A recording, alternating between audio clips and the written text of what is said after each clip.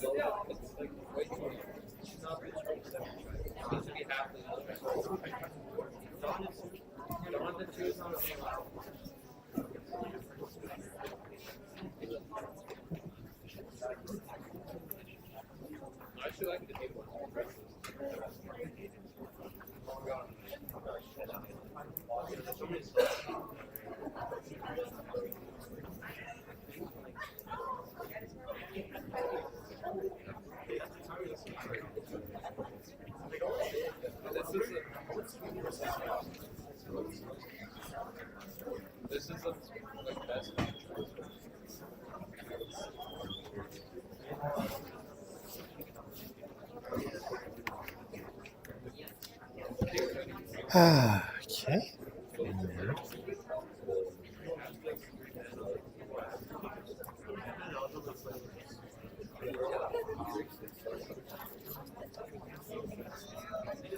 Alrighty, let's get started here. Start with some questions. Okay, what chapters are covered on the midterm? So it is socialization. I don't remember which chapter is in the textbook. You'll have to find it. Socialization, deviance and crime, and globalization. Can't McDonald'sization refer to sex work in the way that it works on efficiency and predictability, or every time you get McDonald's, you expect the same service every time? That seems like an odd comparison. Is it like every time you buy sex work, you get the same service every time? Okay. I don't know how to answer this question, so I'm just going to move on. When will I post lectures from last week? Oh, I thought I will do that immediately after class. That's the one thing I always forget. When will I post practice midterm questions? Today! I just need 5 minutes to do it. Is the exam cumulative? No. Okay. Well, that was easy. All right. Hey, everything's working today. Isn't that nice? All right. So, good times. All right. So last time, what were we talking about? We were talking about globalization, right? And we ended off on this slide. So we're talking about, the effects on global poverty was amongst the things we were talking about. Extreme poverty, right? As defined by less than $2 a day purchasing power parity, has been reduced by billions of people since the 1990s, from 36% in 1990 to 8% of the global population today.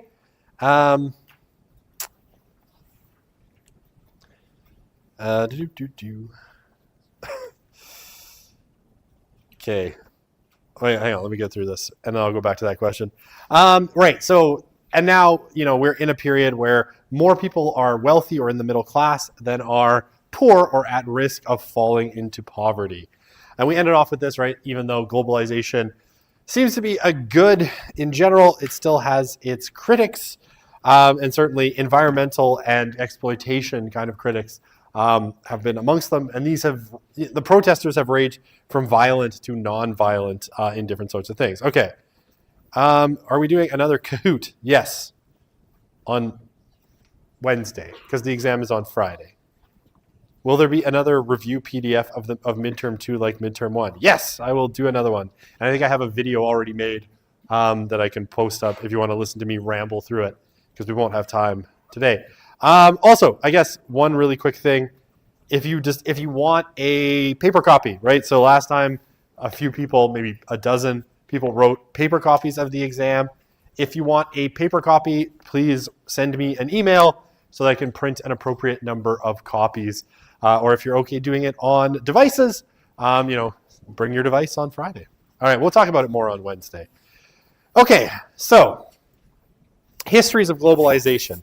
So where does globalization come from? And there's basically three major kind of accounts of where globalization comes from.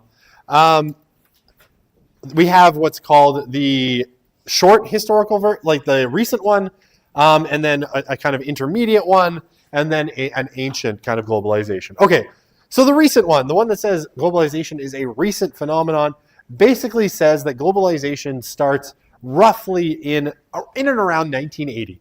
And I think I already sketched this out for you.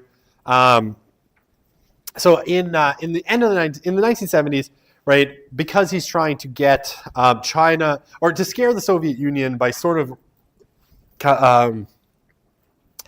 having a rapprochement with, I was trying to think of a non-French word for rapprochement, and I couldn't think of one. And in English, we use rapprochement, or rapprochement if you want to pronounce it properly. Nixon has a rapprochement with China, basically to scare the Soviets into starting a nuclear weapons pact, and it works, right? But one of the consequences of this is China under Deng Xiaoping opens up to the world, right? They realize that China is way behind in terms of living standard and wealth. Their industrial base is dilapidated compared to Western countries, and so Deng Xiaoping starts to reform China along more capitalist lines, right? And so we get the movement of a lot of direct foreign investment to China, which has a huge labor pool, but not a lot of development. So you get a lot of direct foreign investment and the creation of a lot of jobs in China. And so this, in a sense, is taken as the beginning point of globalization, right? A lot of manufacturing moves from places like Michigan or the Midwest of the United States to China because it's cheaper to do so. And you start to get the development of these big global commodity chains, right? Where people, build, the starter for your car or the spark plug is built in Shanghai, and the engine is assembled in, Dearborn, Michigan, or whatever, right? Alabama, wherever things. But there's all these kinds of inputs that go into the creation of any kind of global product. So it starts to spread and spread. And as China becomes successful, other countries want to imitate China. So in the 1990s, you get what are called the Asian tigers, right? So you get Singapore, Hong Kong, South Korea. I'm missing one. There's 4. I can't remember. What's the last Asian tiger? Singapore, Hong Kong, South Korea. South Korea is the big one anyway. Taiwan. God. I know maybe people were saying Taiwan. I just can hear you. Taiwan. To increase my social credit score, I will say Taiwan is part of the People's Republic of China and always has been. Thank you. No, I'm kidding, of course. But, so as not to get banned from China when their glorious Chinese overlords take over everything. Right, so the Asian tigers, right, these are these 4 Asian economies that kind of sprout up, and they follow, again, that Chinese model of outsourcing a lot of manufacturing from the West into these Asian countries, Taiwan especially, but South Korea also, right? That's why all our washing machines and my crappy stove are all made by Samsung. I hate that thing. It tried to kill me once. I swear, it almost electrocuted me. It needs to go. Anyway, all that stuff is made in South Korea or by South Korean companies because of globalization, right? And then the 2000s, you have the BRICS that do much of the same thing, right? India, Russia, Brazil, come on with the sort of different inputs. But you get this kind of spread of capitalism starting with the opening of China to all parts of the world. And that's, the one account of the beginning of globalization, the kind of modern globalization. Okay, the intermediate account says that globalization is not ancient, but it's probably older than the last, 40 years or 45 years, I guess now almost. And then it sort of starts, it's the result of globalization and modernization, which pick up pace in the late 19th century, but basically sort of start probably around the end of the 15th century when you get, Columbus discovering, quote unquote, the Americas, right? So when Europeans, start traveling to the Americas and begin the kind of colonial project, that's when you get the first stage of globalization, right? And what happens is, so, you could date, let's say, globalization from about 1500. So what happens, right, is the Europeans are exploring the world. They hit the Americas. They create this sort of, the Atlantic Triangle where, the Americas export raw materials to Europe and to a lesser extent to Africa. Africa, exports slaves, more or less, to the Americas, and Britain and Europe basically take the raw goods that were produced in the Americas with slave labor and turn that into products that they then sell back into the colonies, right? And eventually it goes beyond the North Atlantic. It goes into, obviously European empires spread all over the world, right? Everyone and their cat, even the smallest European countries like the Netherlands, right? The Dutch end up with their own empire, and the Belgians have their own empire in places like the Congo. You have globalization basically starting with the spread of these European empires, which more or less starts in around 1500. You could maybe date it as early as 1455 with the discovery of the Canary Islands off the coast of Africa. But let's say 1500 is a nice round number, right? So the globalization maybe starts with colonialism and the spread of the European empires, which starts in the 1500s and then really picks up pace in the 1800s. All right, and the ancient view of globalization, or long historical view, that globalization is basically as old as civilization itself, pointing to things like the Silk Road.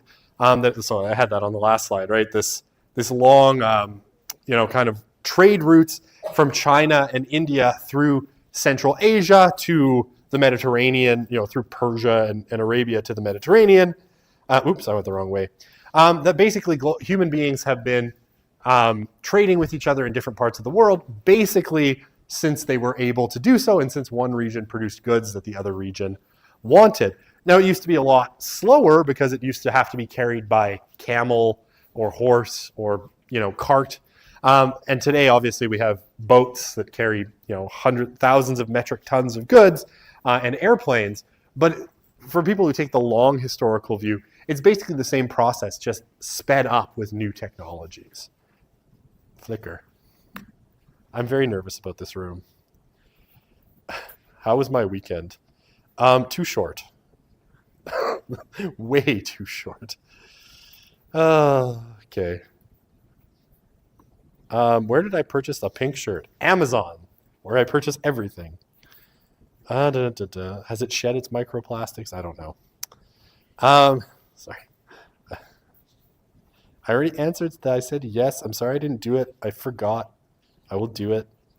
Is the midterm the same length as the last one? No, the midterm is twice as long and twice as hard. 6 times as many. No, of course it is, right? 45 questions are all going to be 45 questions. So don't worry, right? It's all the same. I'm not going to trick you. I promise, no tricks. How does the difficulty of this exam compare to our last exam? It is 500 times harder. No, they're about the same, right? Okay, I mean, I will say there's less theory stuff. It's more like practical, like grounded, I think. But it's basically the same thing. Am I happy with I'm extremely happy with my pink shirt. I mean, it needs ironing, and I'm too lazy to do it. But aside from that, I'm okay. Okay. Same. Yes, okay, I will send an email about that today. Yeah, tomorrow from basically around 12:30-ish till, depends how long it takes me to walk back from my class to my office, till about like 4 o'clock, I'll have review in my office. So if you want to swing by and take a look at your exam and you haven't done so, it'll more or less be your last chance to do so. But I'll send out an email. I just, again, forgot because I'm forgetful. All right. I think I got 10 slides left. I can do this, right? Hang on. I got to check. How many slides? Yes, I have 10 slides left. And I have almost the whole class to do so. Oh, we got lots of time. Okay. So development and underdevelopment trends. I mean, I think we're all kind of aware now, or we should be, that the differential between the richest people in the world and the poorest people in the world is extraordinary, right? You've got almost 1 billion-ish kind of people living in extreme poverty, as defined as less than $2 a day purchasing power parity, which again, is just a basket of goods, right? How much would it cost you to buy these certain essentials? Housing, food, water, clothing, right? That's purchasing power parity. So some people, because things don't cost the same everywhere in the world.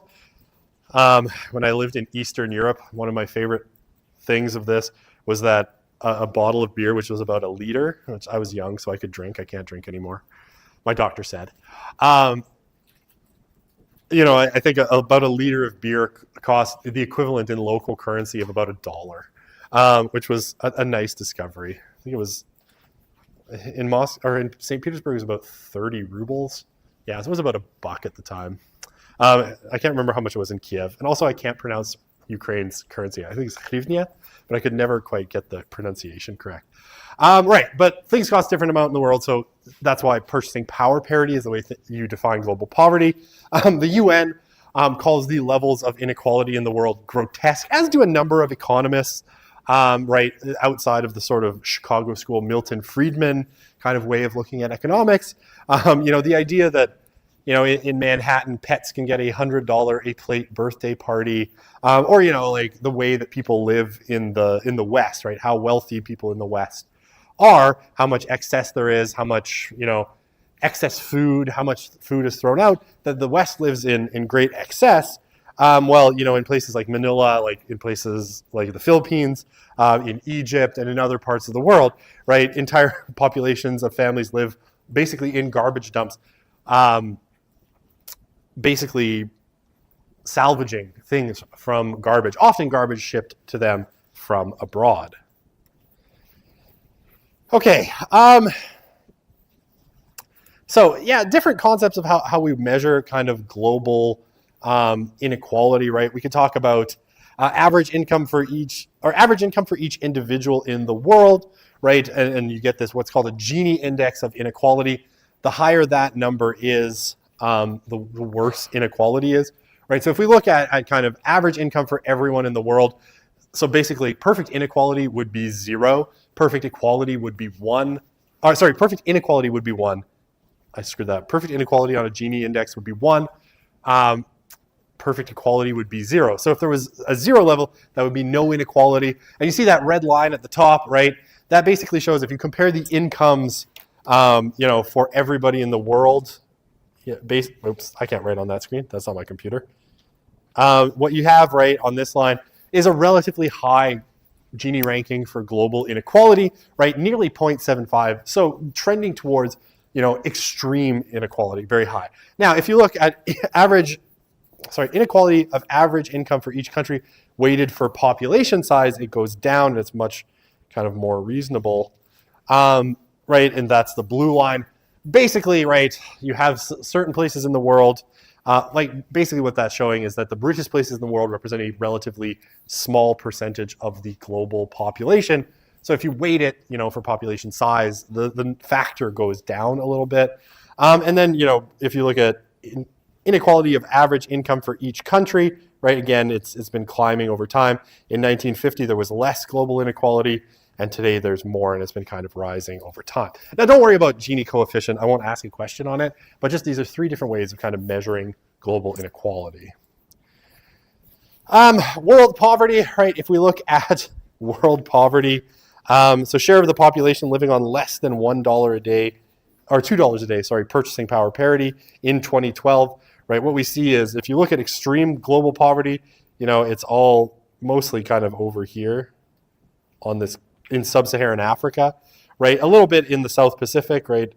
pretty much the Pacific Islands, right? Exclude Australia. And then a little bit in Latin America. Latin America is a bit poorer, than Latin America is a little bit poorer than North America and other parts of the world. And then, right, you have, less than 2 to 9%. I don't know. Anyway, but when you see 50% or more, right, that's all in blue. That's almost exclusively in Africa. And then other parts of the world that are quite poor in terms of people living on less than $2 a day, right? It's almost all in what's called the global south. So there's a global shift, right? When we look at Europe and North America and Australia, right? And I guess Antarctica, because Antarctica is also not colored. We don't have penguins living in extreme poverty either. But mostly we see extreme poverty limited to the global south, right? Or what's called the developing world. Okay, so 2 theories about global economy. And there will probably be questions about this on the exam. And everybody's like, okay, take notes now. Definitely these kind of approaches show up on the exam. Okay, so there's basically 2 kind of approaches or theories of what causes global inequality. One is called modernization theory. It's kind of a functionalist approach. And the other one is called dependency theory, which is a conflict theory approach, right? So in dependency theory, right, one of the big features is going to be basically oppressors and oppressed, and we'll see that in the theory. Okay, so the functionalist approach, right, modernization theory. Basically what it says is that economic underdevelopment, where it exists, right, is the result of poor countries lacking Western attributes, right? That basically the West is wealthy because the West developed certain institutions, right? So things like Western values, right? Western business practices, levels of investment, stable governments, right? So democracies typically, but stable forms of government. And that basically poor countries are poor because they lack some combination of these things, right? Now, stable governments is often like a really important one because it's like no one wants to invest in a country that is politically unstable because you might lose all of your investment. Okay, so that's what's called modernization theory. Don't worry, I have some more slides on this, so don't worry. All right, dependency theory. So dependency theory is our kind of Marxian or conflict theory approach, and it says that economic underdevelopment is the result of exploitative relationships between the oppressors, the rich countries, and the oppressed, the poor countries. All right, let's... always nervous when that thing flickers on the screen in front of me. Okay, so the modernization theory, right? So this is just the functionalist one. The poor societies are characteristically dysfunctional, right? So they have dysfunction at a social level in major ways, right? So they lack the capital to invest in Western-style agriculture and industry, right? They're poor, okay?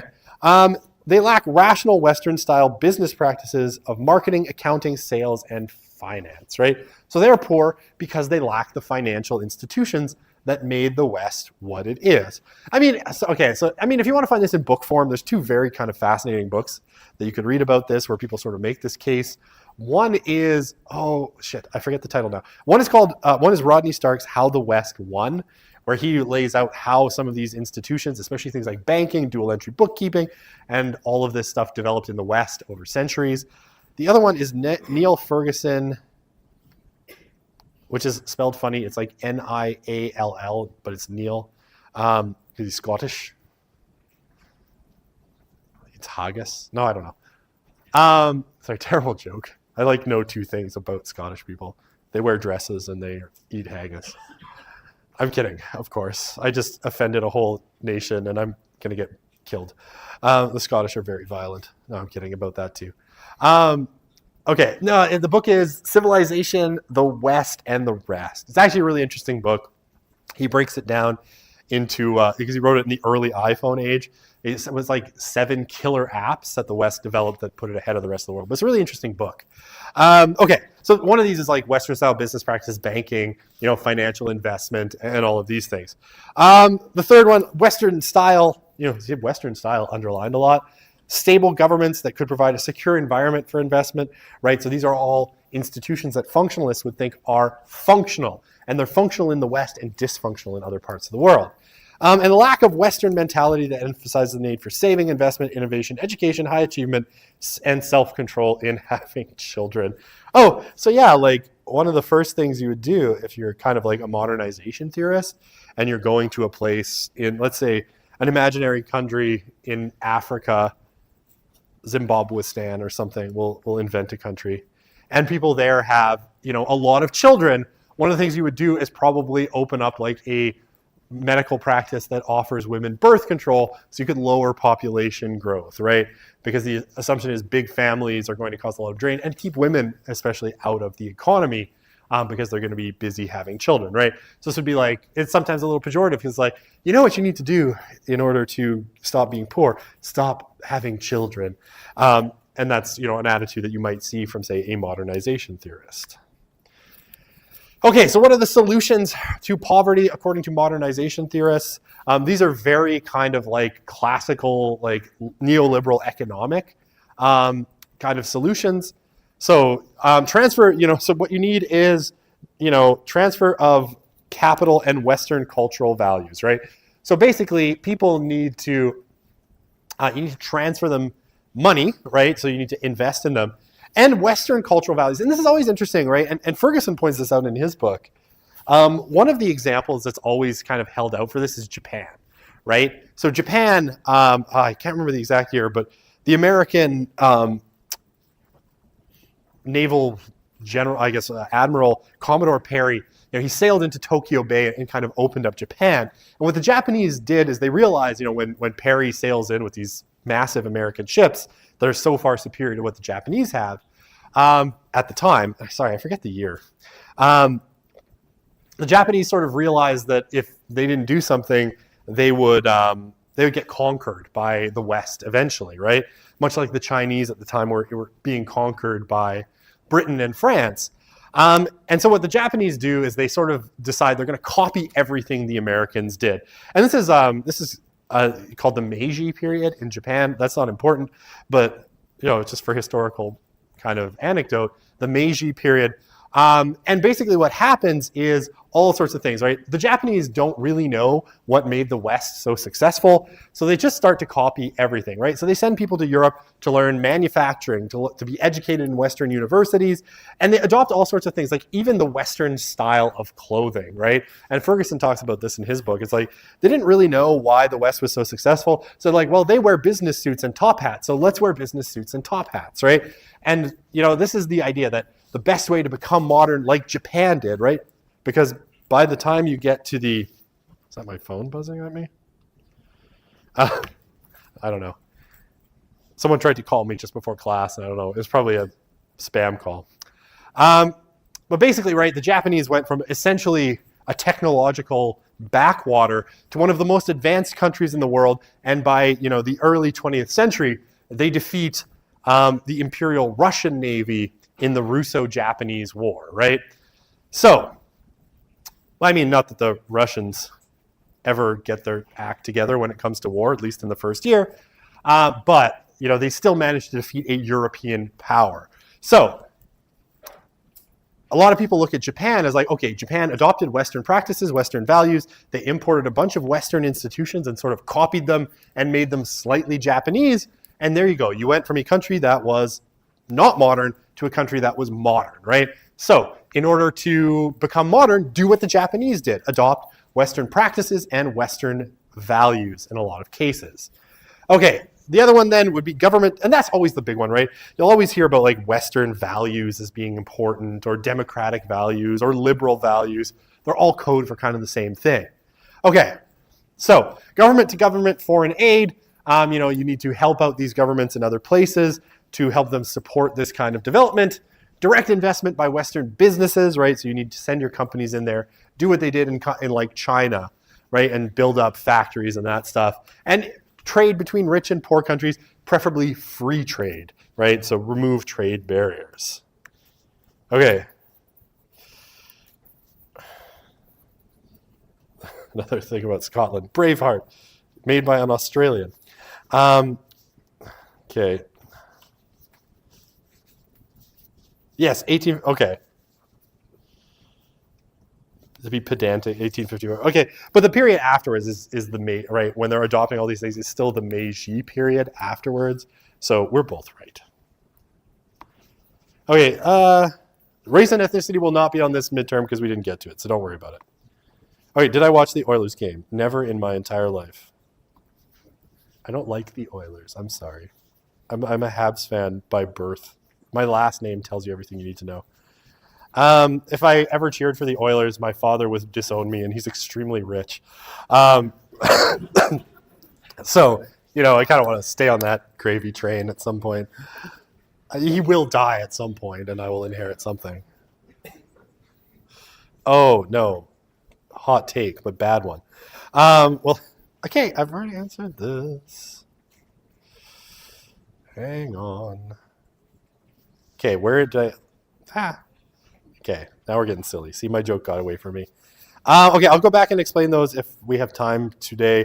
I'll just say, they're not super important. Those three ways of measuring inequality.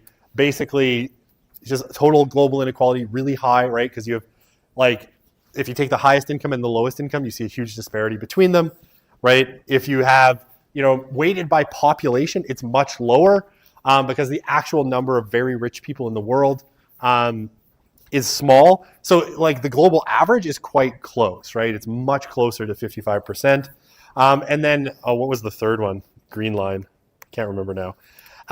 Average income inequality for each country, right? Within each country, right, the disparities tend to be quite small as well, right? So, 0.55 is still big-ish and it's gone up. But, internally to most countries, you have growing inequality, but it's still less than between, say, the richest person and the poorest person in the world, which is the red line. All right, I did it. I don't know if it's good. Okay, answered that. Not answering it again.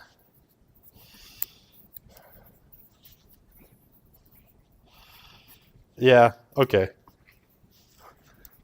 It was always Kiev growing up, and I've it's indoctrinated to my brain to say it that way. I will attempt to change. Where did I live in Eastern Europe? That's not important. Okay. I did that. What is the difference between functionalist and modernist theory? Though the modernization theory is the functionalist theory. Hang on, I'll circle it.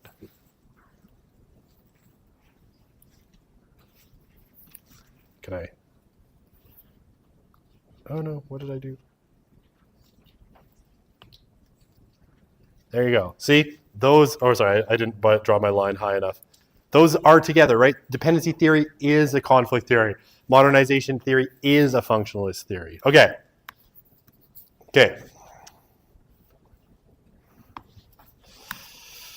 All right. So, dependency theory. What causes poverty? Okay, so basically they say that it is the exploitation of poor countries by rich countries. So, around 1500, right, we get the beginnings of colonialism and colonization, annexation by the world's powerful countries of territory in other parts of the world, and simply the subjugation in some cases, right, of different parts of the world. The British subjugate India. They never colonized India, really, because they didn't move settlers into India, but they still controlled it and exploited it, right? So colonialism and then imperialism basically used, parts of their empires for raw materials, right? Cheap raw materials, of all sorts. Obviously, we know the history of Canada. It was lumber, it was beaver pelts and other things, like raw materials. When it came to India, it was cotton and then opium, which they could trade with the Chinese to get the Chinese hooked on opium so they could then take over China later. It's called the Opium Wars. It's a fun history. Cheap labor, obviously, right? We've seen where, especially in later globalization, the West goes to other parts of the world for cheap labor, investment opportunities, places to park capital. This is a very Marxist argument that one of the things that happened, especially in the early colonial period, is that the European powers started to build up all of this excess wealth from things that they got out of the colonies, right? First, the Spanish with actually just taking gold and silver out of South and Central America, and then all the money that the British were able to generate from, the Hudson's Bay Company and the fur trade and all of these resources, right? Now they had all of this money and they needed something to make it productive, right? Because in capitalism, you need to make your capital productive. So you could invest it in the colonies, or invest it in things like the British East India Company to make it productive and exploit more labor. And then markets, right? Markets to places to sell things. So the colonies are places to sell typically finished products that are made from the raw materials you often extracted from that very same territory. So, right, all of these things are basically what powerful countries did. They were in search of, raw materials, cheap labor, investment opportunities, and markets. And they basically got richer off of using poorer countries as all of these things. In the decades following World War II, basically all the colonies became politically independent, right? We have the decolonial movements, especially in Africa and Southeast Asia. India becomes its own country, Vietnam becomes its own country. All of the Pacific Islands that were colonized become their own countries, and Africa splits off from Europe.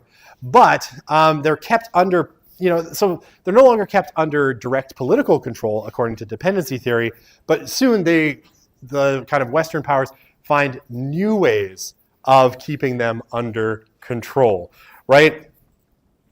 So some of these include in foreign investment, right? If you want our foreign investment, you have to do what we say. Mounting debt, right? Well, we've lent you all this money and now you owe us all of this debt. Support for authoritarian governments. We see this all over the world, especially during the Cold War. The United States will support people like Saddam Hussein in Iraq, Pinochet in Chile, right? So and a whole bunch, like the list of dictators, the Shah in Iran until he's overthrown by the Ayatollahs, right? Basically, it's like, we're going to keep you in control, not through direct, like we're not going to send in our armies unless we absolutely have to, but we're going to find ways of kind of controlling you. So the sort of Marxist argument is that even though we got rid of the empires remain and control countries in other forms. Oh, fuck, I hate Wallerstein. Sorry, so Immanuel Wallerstein is one of these kind of conflict theorists, and he basically says that, in what's called world systems theory, that basically the imperial system has been replaced by a new world system that basically splits countries into 3 tiers, right?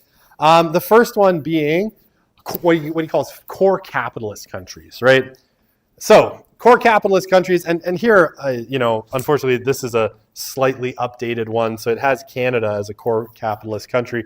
Wallerstein didn't think of Canada as a core capitalist country, but core capitalist countries are major sources of capital and technology in the world, right? These are the rich countries that are kind of at the center of the global economy. So mostly, right, you could say it's like here and here, right? Well, those don't show up as good as the red ink did, but I'm too lazy to change it again. So, right, these are the core capitalist countries that really are, the center of the global economy, right? Most of the money is through there. Most of the technology is developed there, right? Which is why, for example, like if you want to see this kind of in action, it's kind of buying into this kind of model that the US and Europe thought that they could basically win the war against Russia in Ukraine with a bunch of sanctions, right? Because they control, right? And you heard it in the language, right? Capital, right? So they cut Russia out of the SWIFT system, right? Which is a global banking transfer system. And they said technology sanctions, so Russia wouldn't be able to buy things like semiconductors or computer chips, right? Because these core countries so carefully control all of those, the capital, right? The global banking system goes through New York and London. And then technology, right? The people who develop technology, right? The big chip makers are Apple, Qualcomm, Intel, and I guess AMD gets some of the scraps as well. And those are all, Intel, AMD, Qualcomm are all, I think Qualcomm's an American company, though I can't remember now. They're all American, and right, Apple obviously is as well. They're all manufactured in Taiwan or South Korea, but they're all designed, in the United States or Europe. Okay, so those are the core capitalist countries. along with this, right, Wallerstein says there are peripheral capitalist countries. So typically, though, these are those that were colonies of the core countries and then have sort of split off over time. They're doing somewhat better, right? They have some capitalist institutions, but they still mostly serve as, sources of raw material and sometimes cheap labor, right? So, I mean, semi-periphery, obviously, this one has Russia, which I think makes sense because Russia, mostly gas station, and, with some minerals and such. China, obviously, for its source of cheap labor, though it's probably entering the global core because it's developing more stuff. And India, right, or Bharat, which obviously is a source of cheap labor, again, in some different ways. So Brazil, you could put in there, right, because Brazil also doing well economically generally and a major source of raw materials. So that's your kind of semi-periphery, right, used to be, or peripheral countries. Oh, sorry, I messed that up. I always mess this up. I should put these in opposite order. I'm sorry. Let me do that again. Switch what I just said and call those semi-peripheral. Semi-peripheral countries are the ones that are doing better, that are former colonies, often still offering raw materials, but they're making headway in industrialization. Those are the ones I was just talking about. The truly peripheral countries, and I'm sorry for messing that up. I always get these mixed up because I hate world systems theory. I always have, and I always mess it up. Okay, in green, right? The peripheral countries are those that are kind of left out of the global economy in major ways. They're nothing but sources of raw materials typically, right? So Africa, anything in green here, Kazakhstan, the Arab states. I can't draw on that screen. I should learn that by now. And all of these sorts of things. So sorry, I messed that up. Peripheral countries are those that are relatively poor. They're sources of raw material and labor. Semi-peripheral are those that are making progress, still sources of raw materials, but they're developing industrial bases. So places like China, India, Canada, and Australia. All right, how bad did I screw that up? I screwed that up really bad.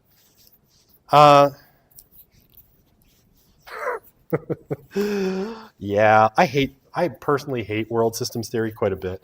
Okay, I'm not a big Wallerstein fan. I had to read world systems theory as part of my PhD. I never truly kind of jived with it. Okay, so 4 main ways semi-peripheral countries differ from the poor peripheral countries. So typically, right, the type of colonialism. Semi-peripheral countries, so those that are doing better and industrializing, were more typically settler colonial states. So places like Canada and Australia would fit this model nicely. Why? Well, and I mean Brazil as well. So why? Well, because they share more in common, right, with the core countries, right? So a semi-peripheral country like Canada broadly shares kind of British culture and language with Britain and to a lesser extent the United States, or a greater extent, I don't know. Right, so that type of colonialism, settler colonialism, will tend to, in that the kind of Marxist lingo, will tend to create semi-peripheral countries. Why? Again, they share the language, they share a lot of the culture and the values and the practices, and their populations tend to be majority kind of, say British in this case, if we're talking about Canada or the UK in terms of their origins, right? So as opposed to somewhere like, the colonies that were set up in Africa, right? They were not, for the most part, settler colonialist kind of colonies. They were just politically controlled. And so, they've never developed in the same way. They don't share that same affinity with those core countries. So the type of colonialism matters. Okay, the geopolitical position, which is basically, so if we talk about geopolitical position, that's basically how they align politically on a global level, right? So are they, say, part of NATO? Are they part of, the kind of Anglo-American bloc, Canada, US, Australia, UK, right? Do they kind of coalesce? Were they against the Soviets during the Cold War? Those countries that said they were non-aligned tend to have not developed as much, right? A lot of Africa said, we don't want any of this part of the competition between the Soviet Union and the US during the Cold War. So the geopolitical position, like, who are you with, right? That matters a lot, right?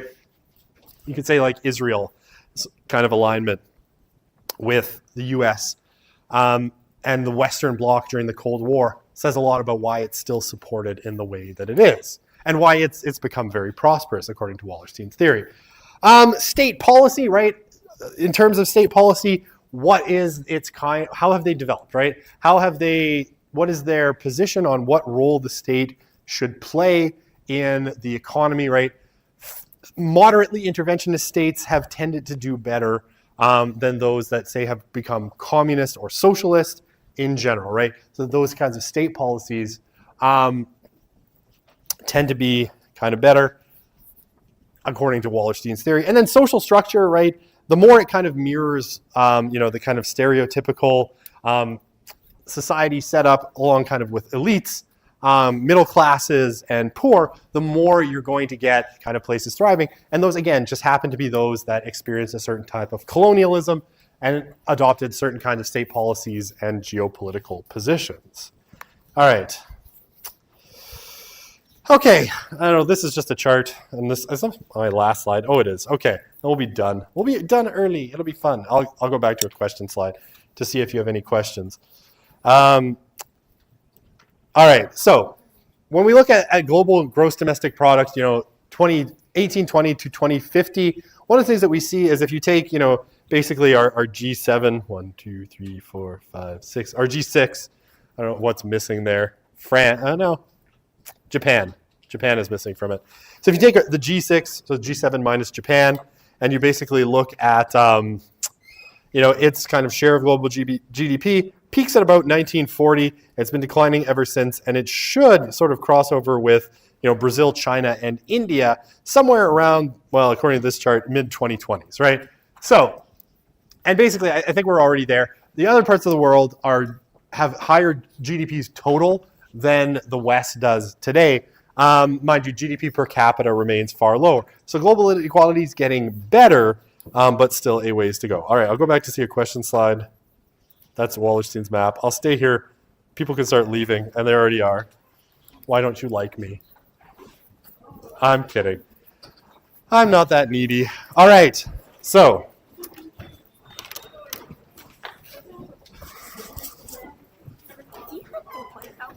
do I have whiteout? I do not.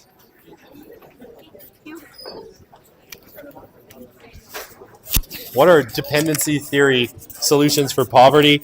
Wipe out global inequality and undo global capitalism, basically. Forgive debt. Break down the neoliberal order. All those things. Alrighty.